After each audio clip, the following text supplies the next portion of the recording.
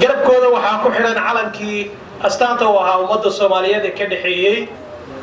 inkastoo nasiib darro qaarkood aan aragnaa calan maamul goboleed iyo kii qaranka ayagoo labadaba wada xiran yahay oo aan isleeyahay arrintaas waa gaf laga galay ciidamada qalabka sida ee Soomaaliyeed sidaa darteed shacabka reer Balad Xaawo ee geesiyaasha ee soddonkii sano la soo dhaafay ka difaacayay dalka Soomaaliyeed cadowga waxaan qaybayaa gobolkan Gado inuu xuduud la leeyahay dhererkiisu yahay 800 oo kiiloomitir wadanka Kenya oo iska furan oo cadowgooda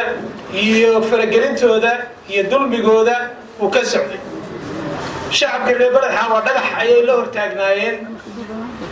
taangiyada iyo beebe cadowgu leeyahay waxaa shacabku dhabar adeegay duruufihi adkaa ee dalkan soo maray waxaanu ognahay sidaas leeg in cadow uu kala gooyay gobolka degmooyinkuna ay xor u yihiin laakiin xor aanay ahayn sida dhabta ah xurriyadu ma ahan gurigayga iyo meelaha wadada socon kara xurriyadu waxa weeye bilowadu inay qalbiga ka xoroobaan shacabka reer Gado sida dhabta ah shacab xor ah kuma tilmaami karo wixii hadda ka horeeyay shacab xor ma aanay ahayn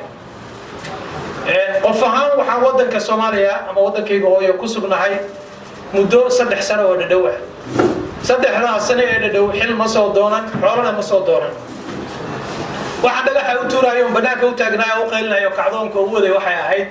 shacabka Soomaaliyeed ee ku dhaqan gobolkan in ay helaan dhamaantood xaquuq ay u wada siman yihiin waxaanu ka tirsanahay maamul la yiraahdo Jubaland wax lagu midaysan yahay waxa jira magaca oo kaliya webiga dhex maro oo loogu magac daray Jubaland waxaana inuu laga midaysan yahay ma jira sida dhabta ah dastuurkeedaan lagu midaysnayn awood qaybsigeedaan lagu midaysnayn dhaqaalaheedaan lagu midaysnayn wax lagu midaysan yahay ilaahay hortay ma jiro markii aanu aragnay in dadkeenii la yacan yihiin xaquuqdii noloshii asaasiga ahayd ee bilowgaadnimada hoose asaaska ahayd ay maqan tahay ayaan anigu qof ahaan go'aansaday wixii karaankayga maadaama aan deegaankan u dhashay kana soo joodo iyo guud ahaan Soomaaliya inaan ku soo celiyo muddadii 2 sano ahayd iyo barkii amaba 8 bilood ka dhawaadkeedii aan joogay dalka waxaan maray gobollo badan oo dalka ah nasiib darro gobolka labaad ee Soomaaliya ugu weyn ahna gobolka ugu kheyraadka badan waa gobolka ugu dambeeya dalka Soomaaliya dhaliisheeda anigu ba qaybaan ka ahaado dadka Soomaaliyeed ee gobolkan u dhashay ee ka dhoofay qayb bay ku leeyihiin adinkii deegaanka ahaana maydna muujin isu samir dulqaad iyo isu tanaasul ma aydna muujin taas ayaa gobolkan ragaadisay amni darrada ka dhigtay ummaduhu way isku tashadeen waxay bixiyaan ama samaysteen dhaqaale ay ku dhistaan dhulkooda dhaqaalahaas ay kama suurtagelin reer Gado inay iska aruuriyaan ku dhistaan aeroboorro ku dhistaan iskuulaad ku dhistaan maxaa la yiraahdaa wadooyin ku dhistaan cusbitaallo si ay u helaan noloshooda asaasiga ama u samaystaan biyo nadiif ah arrinta ayada waa arrin runtii xanuunkeeda leh dhowr fariimood baan doonayaa oo degdeg inaan halkaan ka diro fariinta koobaad waxay ku socotaa shacabka reer Gado oo adinku aad tihiin maskaxdoodii mas'uuliyiintoodii odayaashoodii aad tihiin sida dhabta ah haddaydan dhexda marada ku xiran oo aydan ka fakirin wiilashiini yaanyada hooyada gadaysa iyo miijiska iyo murdufka jaadka wax lagu soo baray ee lagu soo koriyay in aysan helin mustaqbal iyo hoggaan inay ka noqdaan dalkan oo aqoontooda aysan ku shaqaynin sida dhabta halkaan joogayna koob iyo 9 ayaan dalka ka baxay xilligii aan ka baxay wixii aan uga tagaa wali dhaxyaan layl fiican male wadooyin ma jiraan caafimaad rasmi ah male waxbarasho sarreysa male keenida cadowga inoo ah ayaan waxbarasho u doonanayaa caafimaad waxaan idinka codsanayaa marka walaalayaal aabbayaal hooyooyin inaad fikirtaan oo sida bilowgaadniga saxda ugu fikirayo ma haynaan idin caayahayo laakiin aan u wada fikirnaa dhammaanteen gacanteena inuu isqabsano inaanu yeelano gundhig inaanu yeelano miisaan iyo maaliyad degan iyo miskax nadiif ah taa ayaan idinka codsanaya markuu dhib yar dhaco waxaanu idhahnaa adduunkaan u qeyshanaa waxaan u baahanahay mucaawimaan u baahanahay ما يسويديسن معاومة يا دقيقة أنا لصينا هي مش أي كلمة ذي وعي كلمة ذي الشخصيات إنه كلاء oo shaqaystay aaminay madaxdooda iyo mas'uuliyintooda canshuur ay aruuriyeen inay noogu soo deeqeen waa nasiibta dhulkeena inta hubi ku taala waa taqaanaan baaxadda iyo beeraha iyo badda aan leenahayna waa taqaanaan mar waliba waxa la Soomaaliya waa janno yar baa la yiraahdaa laakiin anaga Ilaahay waa inaga qariyay waa inaga qadiyay marka waxaan idin farahayaa walaalayaal la shaqeeyay maamulkiina maamul xun waxaad ogtihiin maamul aan u dhacna sida dhabta ah ragga halka fadhiya dhalinyarada ah in badan baan runtii isa soo baranay xilligii aan gobolka qaylalaanta ka waday kuwii nala shaqeeyay oo dareemay maxaa la yiraahdaa in ay mulkiilayaal gobolkan ka yihiin maanta waa mas'uuliyiin oo kuwa halka fadhiyo maxaa la yiraahdaa barasaabka gobolka kowka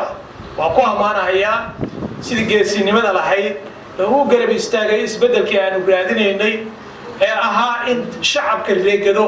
ay noqdaan shacab Soomaaliyeed oo xor ah waa ku amaanaynaa barasaab macallimu iyo dhammaan dhalinyarada gudoomiyaalka ah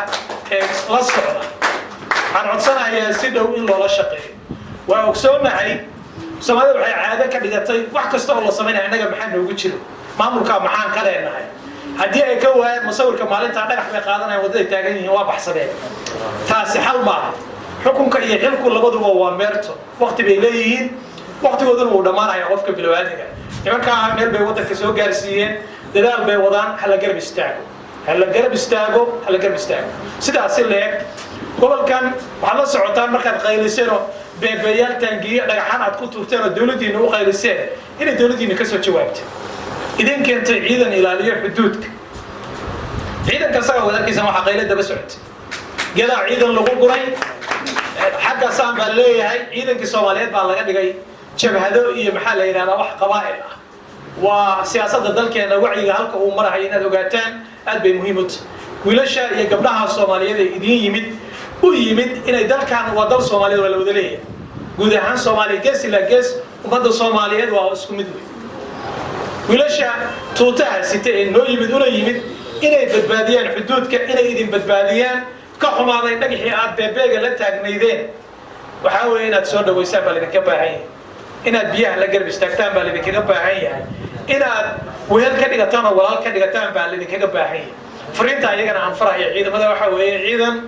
aad iyo aad baad u mahadsantihiin waajibaadkii qaran ee idin saarnaa ayaad gudateen sida dhabta ah dalkan Raas Kamboni iyo Raas Casayr xuduudkiisa mas'uuliyadda waxay ka saaran tahay dawladda dhexe ayay ka saaran tahay mas'uul waxay ka saaran tahay ciidamada qalabka sida inay yimaadaan oo sugaan habniga waxaad u joogtaan waa shaqo qaran ummadda Soomaaliyeed cirdigeeda calankeeda ciideeda iyo diinteeda inaad ilaalisaan waa waajibka koobaad ee idin saaran ee halkaan u joogtaan gabadha Soomaaliyeed ee idinku faraxday caawa banaanka inay seexato ama beerteeda beerato suurta geliseen yaanay cabsi idinka dareemin shacabku markii ay idin soo dacwoodaan waxaad ogaataan inay jirto cadaalad ay tuunsan yihiin laakiin shacabku haddaanay idin soo dacwoon waxaad ogaataan inay jirto cadaalad darro iyo cabsi laydinka qabo marka ciidamada waxaan leeyahay yaan laydinka cabsanin noqoda kuwa soo dhaweeya shacabkana waxaan leeyahay ciidankiina garab istaaga halka aad ku aragtaan cadowgana u soo sheega oo aan hadal badnahay waa soo gahay raalliga ahaada